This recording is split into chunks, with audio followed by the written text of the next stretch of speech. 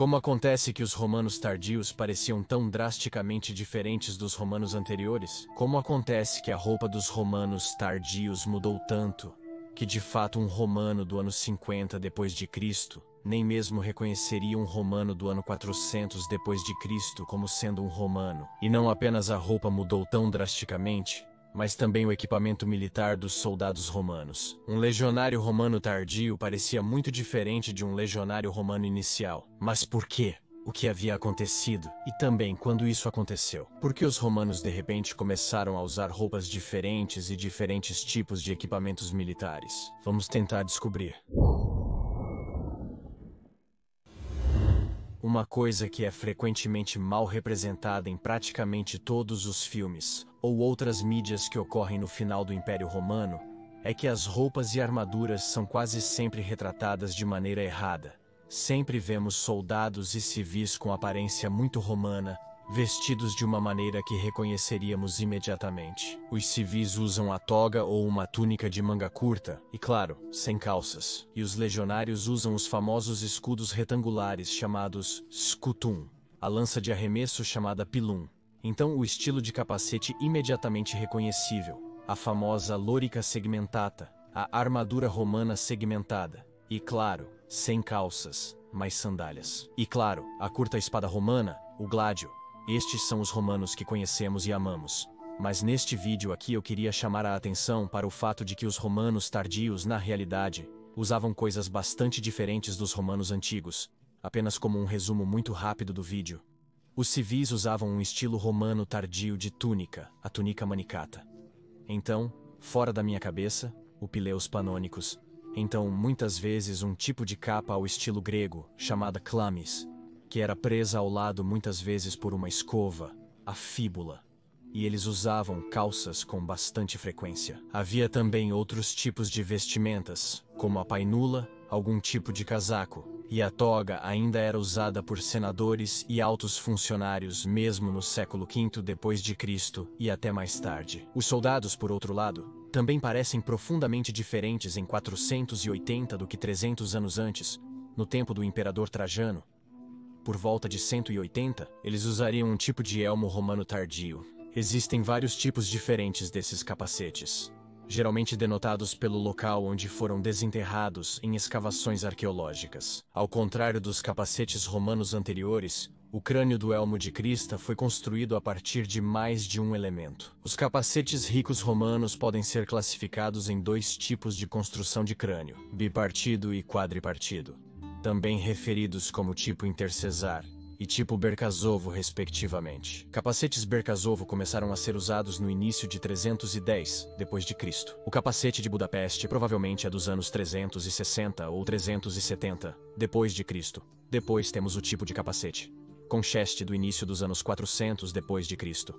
Depois temos o capacete de Al-Haditha do final dos anos 300 ou início dos 400 depois de Cristo, o tipo Iatrus, do final dos anos 300 ao início dos 400 depois de Cristo, e o capacete do tipo Doirne, que já era visto nos anos 310 depois de Cristo. Mas existem muitos outros tipos de capacetes que vamos discutir em um vídeo separado. Então a famosa armadura segmentada lorica segmentata, que imediatamente associaríamos à armadura romana, e esse tipo de armadura praticamente desapareceu por volta de 400 depois de Cristo, e foi substituída por uma armadura de cota de malha ou escamas, lorica ramata e lorica squamata, respectivamente. O escudo retangular scutum deu lugar a um escudo redondo. O pilum foi substituído por um spiculum. A espada curta romana gladius foi substituída pela espada longa romana a Esparta.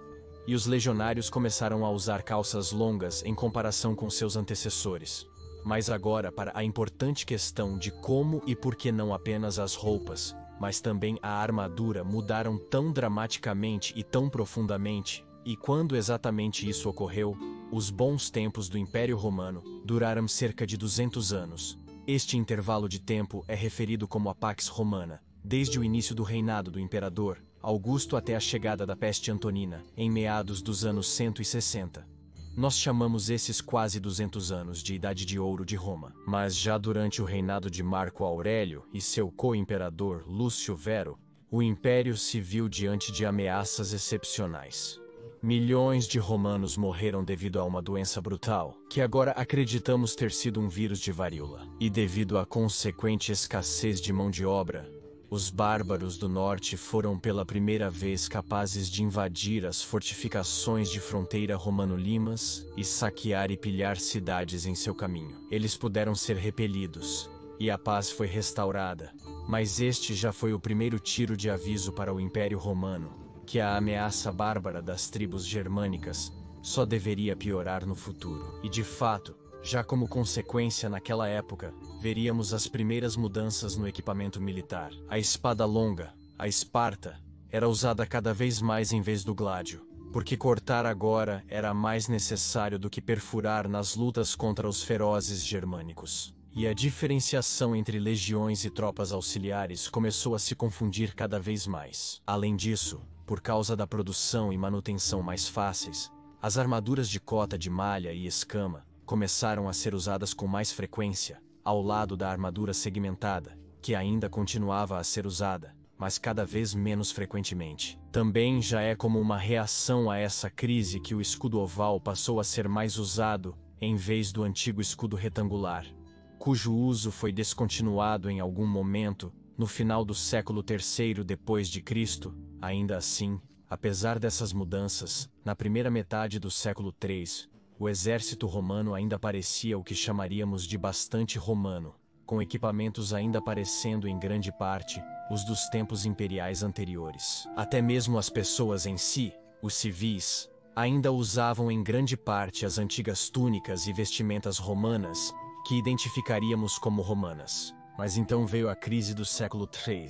Assim como em relação a tantos outros tópicos, aqui também, isso marcou um ponto de virada profundo na história romana. De repente, o Império estava enfrentando a possibilidade real de colapso total. A crise que o Império Romano enfrentou sob o imperador Marco Aurélio já não era brincadeira.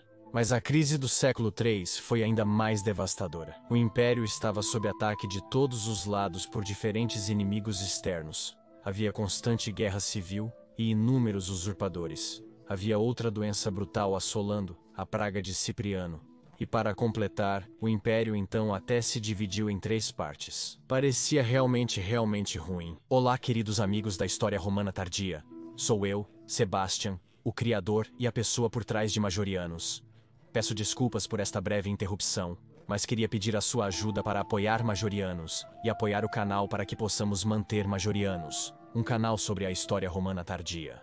Como você sabe, o algoritmo do YouTube muitas vezes não é muito gentil com tópicos de nicho, como a história romana tardia, e portanto, eu realmente preciso do seu apoio para manter Majorianos do jeito que está, para mantê-lo um canal sobre a história romana tardia para que possamos continuar a explorar esta era mais fascinante do Império Romano tardio, e para que não tenhamos que transformar Majorianos em um canal de história mainstream. Apenas alguns euros por mês de apoio podem realmente fazer toda a diferença. Obrigado por considerar me apoiar via Patreon ou via associação ao YouTube.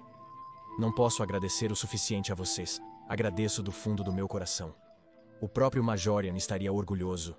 Obrigado, amigos da história romana tardia, e de volta ao vídeo. Diante de uma ameaça tão insana, os romanos precisavam ser inventivos e adaptativos, experimentando coisas novas. Afinal, parecia que o estilo antigo não era bom o suficiente, que o equipamento antigo não era bom o suficiente.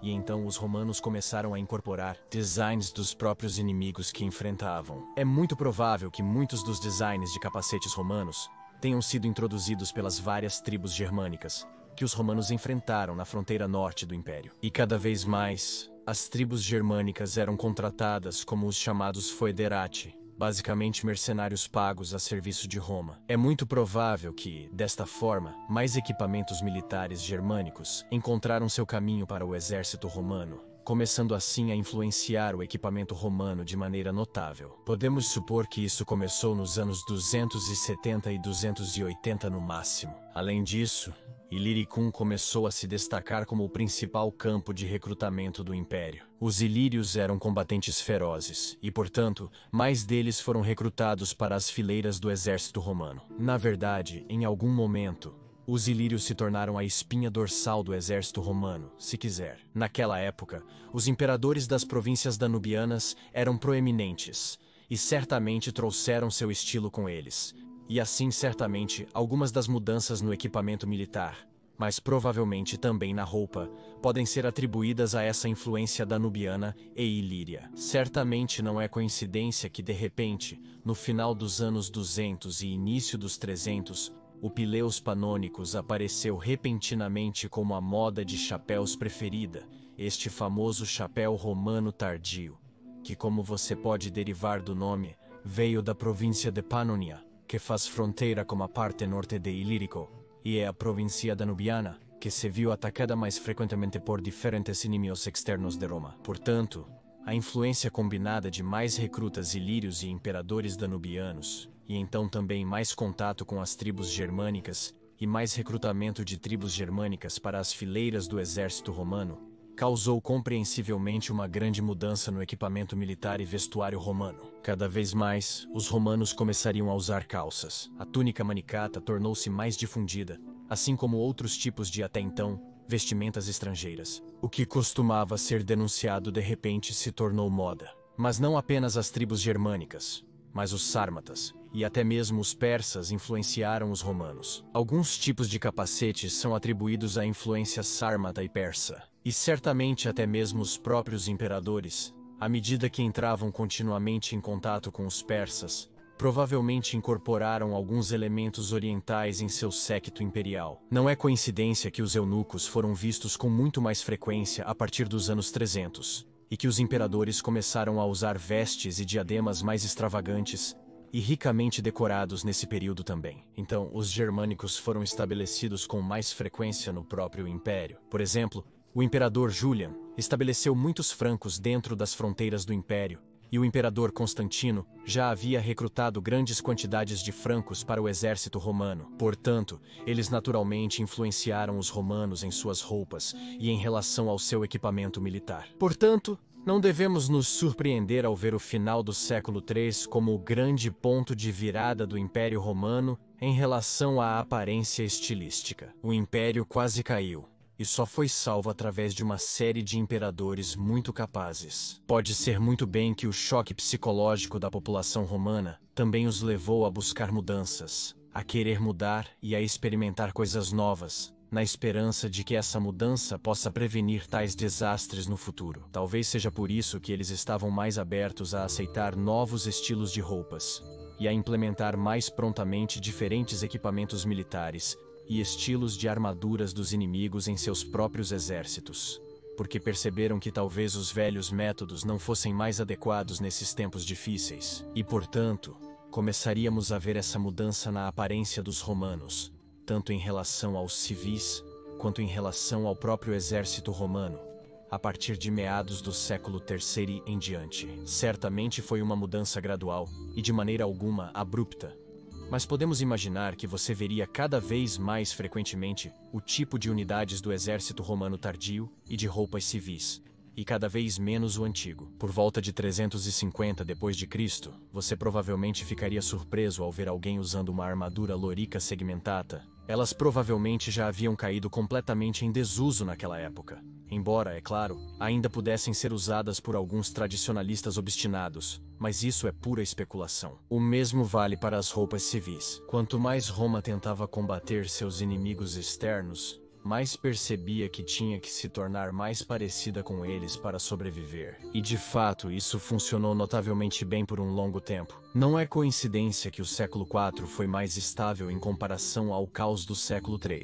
Essas adaptações permitiram que o Império Romano sobrevivesse mais tempo do que teria, mas como consequência, os romanos perderam algo que os tornava reconhecidamente romanos. Poderíamos dizer que através de séculos de trocas, contato e guerra com outras tribos ou impérios, os romanos perderam uma parte de sua identidade cultural. Eles se adaptaram e transformaram, e tudo começou com as crises que o Império Romano enfrentou já no início do segundo século depois de Cristo.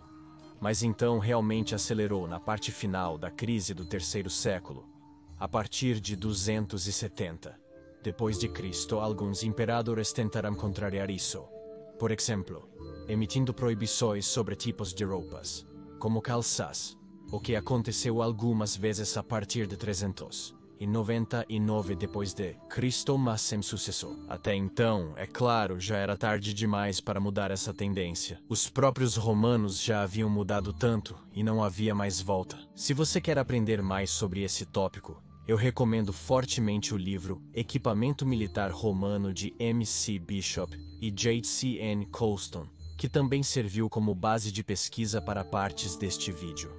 E por favor, curta e se inscreva para que você não perca nenhum vídeo futuro sobre a fascinante era do final do Império Romano. E eu gostaria especialmente de agradecer aos nossos novos apoiadores, César, Prometheus, Eric Nordic e Robert Hinton. Muito obrigado, Prometheus, Eric Nordic e Robert Hinton, por apoiarem Majorianos de uma maneira tão generosa. E eu gostaria, claro, de agradecer a todos que estão apoiando Majorianos de qualquer forma, seja através do Patreon, associação no YouTube, ou através de uma doação pelo PayPal. Obrigado por apoiar Majorianos para que eu possa manter este canal sobre a história romana tardia. E se você quer aprender mais sobre o estilo de roupa dos romanos tardios, você pode assistir a este vídeo no canto superior direito. Mas se você quer aprender mais sobre o próprio exército romano tardio, você pode assistir ao outro vídeo no canto inferior direito. Agradeço novamente a todos os amigos da história romana, Gratias Tibiago e Bene Valete.